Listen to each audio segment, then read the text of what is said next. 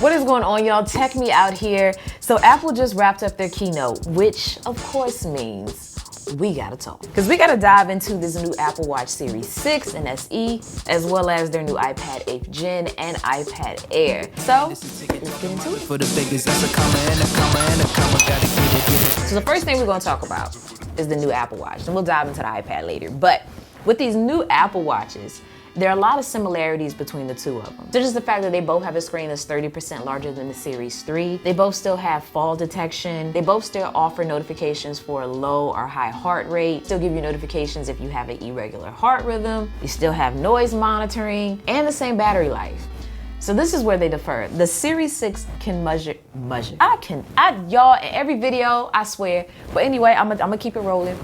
The Series 6 can measure your blood oxygen levels. It even has a dedicated app to do so. And this is gonna really aid in monitoring the performance of things like your lungs, or just overall a really nice way from your wrist to monitor your health. Something else the Series 6 does that I don't know if the SE does. I didn't hear it mentioned and I didn't see anything about it, so take this one with a grain of salt. But the Series 6 actually is 2 times brighter in direct sunlight. So if you have insight on that, definitely let me know down below in the comment section. Now, something the Apple Watch SE doesn't have that the Series 6 does is the always on display, which could potentially be a deal breaker for some. I know I'm currently rocking the Series 4. I don't have the always on display, but I want it, so I'm definitely eyeing the Series 6. And then the other things that it offers is just like an additional bonus. But if you want to save a little bit of money and you don't need all of the additional things that, you know, the Series 6 offers, then the SE version is a very good option. Now, something else that makes the Series 6 really unique is the fact that it offers 2 new colors. I don't know why I didn't talk about this sooner, because these colors are bold, y'all. They're like very playful colors, red and blue. These are the type of colors, to me, for a watch, they're just not as versatile as the classic colors, which, you know, is good or bad. It all depends on your personal taste.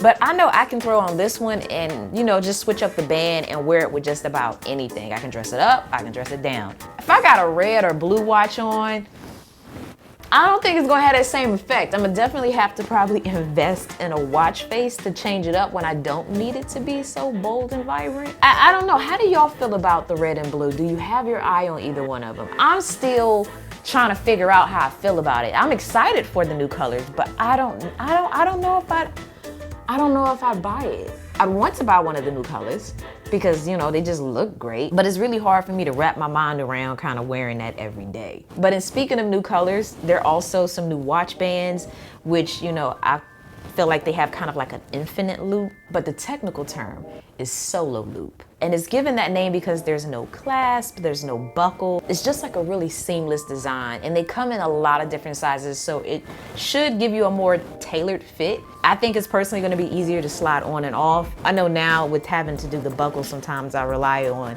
my leg or another surface to lay my watch on as I snap it. So to be able to kind of just slide it on, it's gonna be nice. And this type of design is offered in silicone as well as a braided variant. There's even a new leather band, new Nike bands, and new watch faces. So we got the GMT watch face, which is really good for kind of looking at different time zones all at once. I'm probably gonna definitely have that as one of my favorite watch faces to switch between, because I'm really good for not checking the time zone when I'm communicating with somebody that's not based where I am. And if you're really into emojis, there's an emoji watch face and even a stripes watch face. So if you want to show your pride for, you know, something that you stand for, or maybe for your favorite team or where you're from, things like that, yeah, you can do that now too. And on top of the new watches, Apple also rolled out a new app called Fitness Plus, which, y'all, is putting the heat on the competition of other fitness apps. And that's because you get so much for so much less. So with the Fitness Plus app, it basically is going to give you different workouts that you can choose from. And it's also gonna be offered on your iPad, your iPhone, and your Apple TV,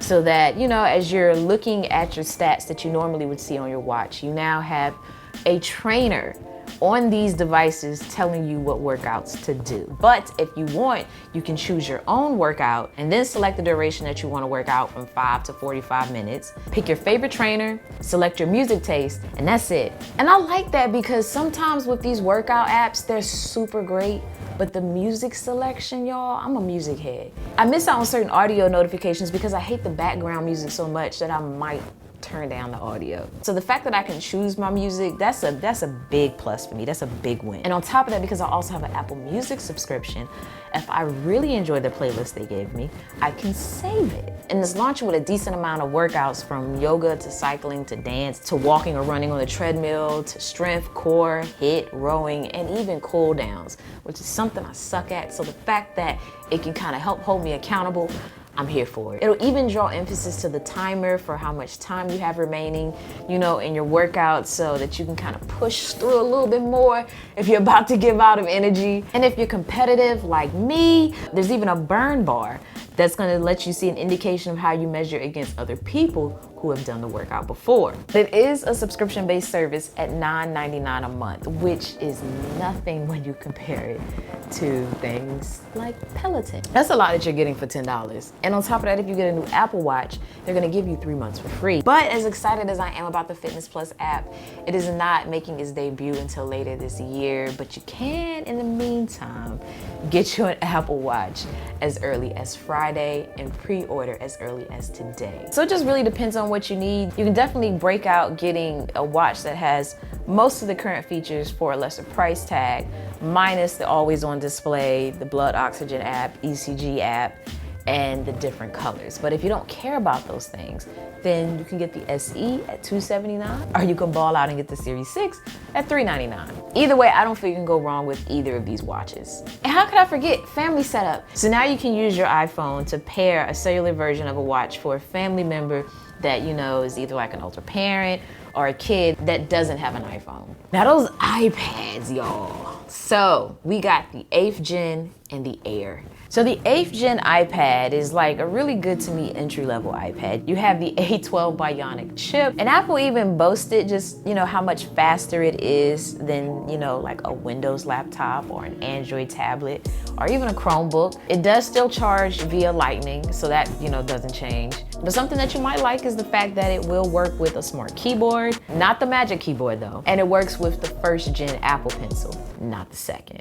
Which, you know, does have its differences, because the 1st gen still charges via the Lightning port and it has a smooth finish, whereas the 2nd gen has the matte finish and magnetically attaches to the iPad, and it charges that way as well. The 8th gen iPad starts at $329 or $299 for education customers. And it also has Touch ID, so you still have that fingerprint reader at the bottom of the screen. To me, this is a really great option for like basic, casual tablet use, you know, browsing the web, checking your email, you know, a little light photo editing and things like that. Nothing too intensive.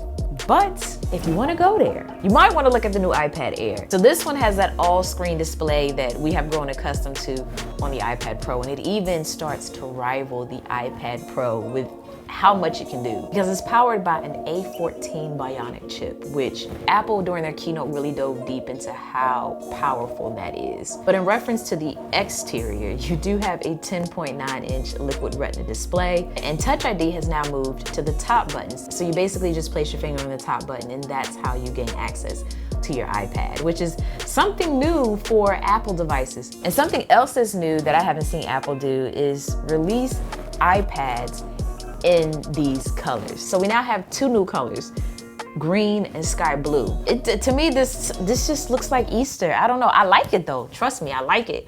To the point that I actually probably would get a blue or a green one, either one I think would be good. But we still have USB-C charging, a 7-megapixel front camera, 12-megapixel back camera. They also redesigned the audio so that you have stereo audio when you're in landscape mode. And like the iPad Pro, the iPad Air will work with the 2nd gen Apple Pencil as well as the Magic Keyboard. So I see this as kind of like those that say, I want the iPad Pro, but I don't need all the bells and whistles of the iPad Pro. But you still get a really powerful iPad Air. So this is really a nice medium between, you know, just your basic iPad and the iPad Pro. But it might even be a little bit more than the median, you know? And some may even say it might even surpass the iPad Pro or be neck and neck with the iPad Pro. And then it boils down to a matter of the features that one offers that the other one doesn't. Because the Pro and the Air have a lot of similarities, you know, like the same battery life and all of that. There are some differences in the screen size. You get more colors with the Air. You get that A14 Bionic chip versus the A12Z chip. There's a fingerprint reader in the power button, which,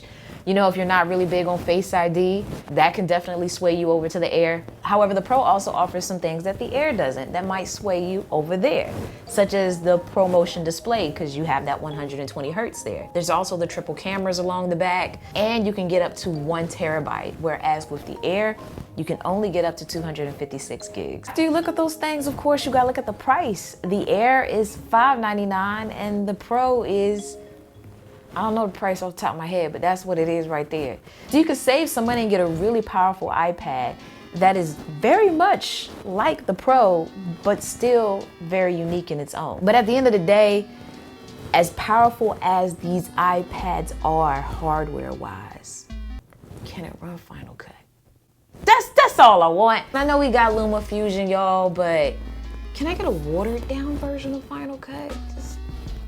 I guess LumaFusion is that, but it's not Final Cut. Let me know down below in the comment section, what did you think of today's keynote? What product are you most excited for, if any? But I'm gonna wrap it up here because I feel like I got a long video ahead to edit and I'm trying to drop this tonight. So we're gonna see how successful I am. But as always, thanks for taking the time out to let me tech you out.